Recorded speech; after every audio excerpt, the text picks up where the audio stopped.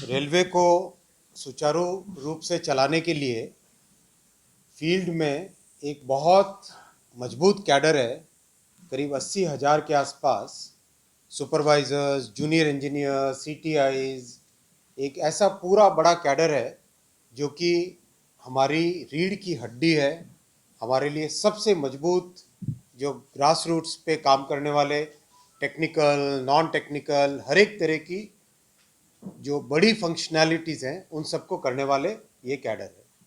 इस कैडर में एक लंबे समय से बहुत बड़ी प्रॉब्लम थी स्टैग्नेशन की। एक पर्टिकुलर लेवल पे पहुंचने के बाद में उनके पास और कोई प्रमोशन की एवेन्यूज़ नहीं थी। और आजकल जिस तरह से क्वालिफाइड लोग आते हैं हमारे पास, वो कुछ समय के बाद में अगर प्रमोशन की अपॉर्चुनिटीज़ नहीं मिले तो एक फ्रस्ट्रेशन, एक तरीके से डिसोनेंस सा हो रहा था। तो उस पॉइंट को टेकअप किया गया और मैं धन्यवाद देना चाहूँगा माननीय प्रधानमंत्री श्री नरेंद्र मोदी जी को और माननीय वित्त मंत्री श्रीमती निर्मला सीतारमन जी को। उन्होंने दोनों ने एक बहुत ही ह्यूमेन अप्रोच लेके और बहुत ही रैशनल अप्रोच लेके ये कई वर्षों पुरानी जो प्रॉब्लम थी उसको सॉल्व किया। कैसे सॉल्व किया कि जो लोग सुपरवाइज़र कैडर में थे उन सब के लिए पे अपग्रेडेशन का एक नया स्कोप बनाया। कैसे बनाया कि लेवल 6 तक जा सकते थे। लेवल 6 तक जाने के बाद में केवल ग्रुप बी में सिलेक्शन का प्रोसेस रहता था। तो सिलेक्शन का प्रोसेस मैंने बहुत ही कम लोगों को अपॉर्चुनिटी मिल पाती थी। पे अपग्रेडेशन से करीब करीब जितने भी हमारे ये 80,000 के आसपास 80,000 प्लस जितने सुपरवाइजरी कैडर के कर्मचारी हैं, हमारे साथी हैं, उन सब को लेवल 7 और लेवल 8 में तो करीब करीब सभी को जाने का मौका मिल जाएगा। और जिस तरह का अनुमान है उसमें बहुत सारे लोग लेवल 9 तक भी पहुंचेंगे, यानी ग्रुप ए के ऑफिसर्स के समकक्ष भी पहुंचेंगे। यानी सुपरवाइजरी स्टाफ किस तरह से ग्रुप ए के ऑफिसर तक पहुंच सके, ऐसी व्यवस्था अप्रूव हुई है। बहुत ही खुशी की बात है। और फील्ड में इसकी, मैं जहाँ पर भी फील्ड में जाता था हर जगह मुझे सुपरवाइजरी स्टाफ मिलते थे और सब कहते थे कि इतना बड़ा ट्रांसफॉर्मेशन रेलवे में करना है, कुछ हमारा जो की पोजीशन से बहुत ही इम्पोर्टेंट लेवल होता है, बहुत ही इम्पोर्टेंट लेवल है, इस लेवल के लिए भी कुछ करना चाहिए। तो ये विषय हम लेके गए थे प्रधानमंत्री जी के पास, स्वयं उन्होंने इसमें ध्यान दिया, वित्त मंत्री जी ने स्वयं इसमें ध्यान दिया और ध्यान देके इस बहुत पुरानी प्रॉब्लम को सॉल्व किया। ये जानकारी आज आप सबके सामने रखनी थी।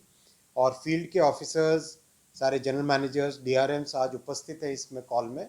मैं आप सबको भी निवेदन करूंगा, to all the general managers and DRMs, आप भी अपने अपने स्टाफ में, अपने फील्ड में, अपने एरिया में मीटिंग लीजिए और सबको बताइए, क्योंकि ये बहुत ही पुरानी डिमांड थी जिस डिमांड को आज फुलफ़िल किया गया है। इससे आपके काम में भी एक जो आप स्वयं भी इस विषय को हमेशा लाते थे, आपके काम में भी इसमें एक तेज़ी आएगी और देश भर में रेलवे परिवार में एक नई तरह की खुशी दौड़ेगी। This is financially neutral decision. इसको जिस तरीके से फाइनेंस मिनिस्ट्री और रेलवे के अकाउंट्स के ऑफिसर्स ने इसको स्ट्रक्चर किया है, उससे ये फाइनेंशियली न्यूट्रल डिसीजन है।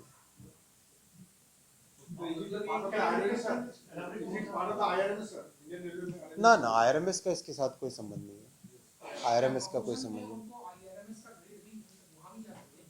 आईआरएमएस का इसका कोई संबंध नहीं है। लेवल 9 जो पहुंचेगा, लेवल 9 बेसिकली, लेवल 9 क्या, लेवल 8 भी आईआरएमएस के समकक्ष है। लेवल 8 में आईआरएमएस के बराबर आता है?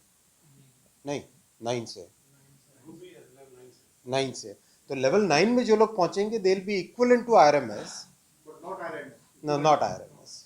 जो लोग आईआरएमएस में प्रमोशन होके जाएंगे, जैसे आईआरएमएस में जो सिलेक्शन होता है उसमें 2 पार्ट होते हैं, राइट। एक पार्ट होता है आपके जो डायरेक्ट रिक्रूटमेंट से आए, दूसरा पार्ट होता है प्रमोशन से आए, 50-50 होता है। तो जो लोग प्रमोशन के जरिए से आईआरएमएस पहुंचेंगे वो तो पहुंचेंगे, तो वो अपॉर्चुनिटी भी उन लोगों के लिए खुल जाएगी। लेवल 6 में आते हैं मोस्टली। ये हुए स्टेशन मास्टर्स, जूनियर इंजीनियर, सीटीआईज, और बताओ और किस तरह के, पाथवे इंस्पेक्टर हो गए,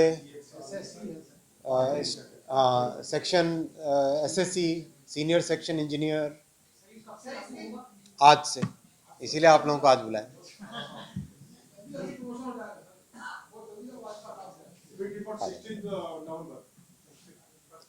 आज अप्रूवल होगा तो उसका बाद में क्रियान्वयन होते होते जितना भी टाइम लगेगा,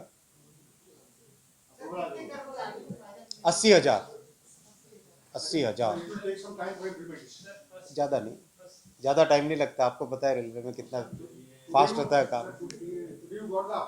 आज से नोटिफाई हो रहा है, आज से notify.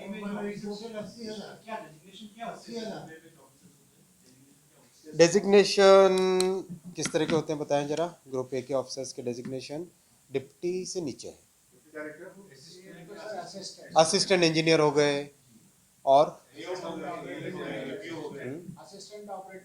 Assistant operating manager, basically assistant वाला लेवल, मैनेजर्स पे पहुंचे।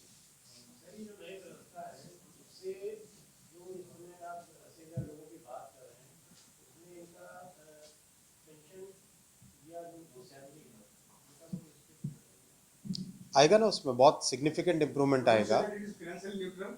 सिग्निफिकेंट इम्प्रूवमेंट किस तरह से आएगा कि करीब इमीडिएटली तो 4 से 6,000 रुपए, 2.5 से 4, इमीडिएटली 2.5 से 4,000 रुपए का फर्क पड़ जाएगा इमीडिएटली पर मंथ।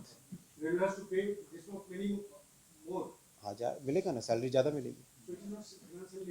नहीं, फाइनेंशियली न्यूट्रल में कैलकुलेशन कैसे की इन्होंने मुझे ध्यान नहीं है, लेकिन फाइनेंशियली न्यूट्रल बेसिकली, हाँ,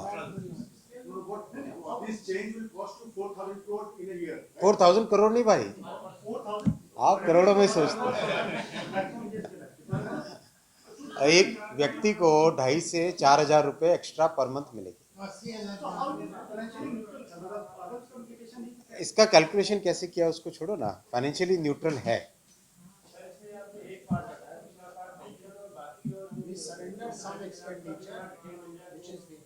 कुछ खर्चे कम हुए, उस खर्चे की जगह ये हुआ, तो फाइनेंशियली न्यूट्रल हुआ ना। अरे भाई, बिजली हो रही है तो डीजल का खर्चा कम हो रहा है, बहुत सारी चीजें हैं ना, day in and day out कुछ न कुछ इम्प्रूवमेंट होता रहता है।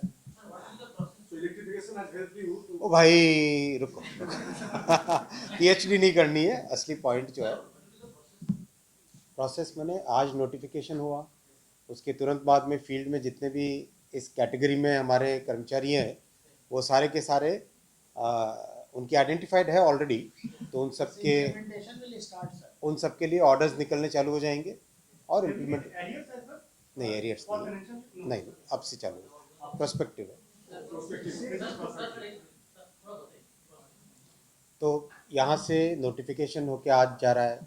इस नोटिफिकेशन के तुरंत बाद में फील्ड में जो भी इस कैटेगरी में हमारे कर्मचारी भाई बहन हैं, उन सब के डिटेल्स हमारे पास ऑलरेडी है, राइट। तो अब उन सब के लिए हर एक ऑफिस में एक एक करके सबके लोकल ऑर्डर्स इम्प्लीमेंट होंगे, निकलेंगे, और आज की तारीख या जो भी तारीख उसमें डिटरमाइन होगी उस तारीख से इम्प्लीमेंट होगा। बहुत बड़ा मोरल बूस्टर है ये, बहुत बड़ा मोरल बूस्टर है, क्योंकि देखो आज रेलवे प्राइमरीली कौन चलाता है? प्राइमरीली हमारा जो सुपरवाइजरी स्टाफ है वो चलाता है, राइट। पाथवे इंस्पेक्टर हो गया, जूनियर इंजीनियर हो गया, सीटीआई हो गया, वो सब के सब जिनका मोटिवेशन लेवल हाई होगा, तो आज जो ट्रांसफॉर्मेशन रेलवे का करना है उस ट्रांसफॉर्मेशन के प्रोसेस में हाईली मोटिवेटेड लोग रहेंगे, कॉम्पिटेंट लोग रहेंगे, तो अच्छा है।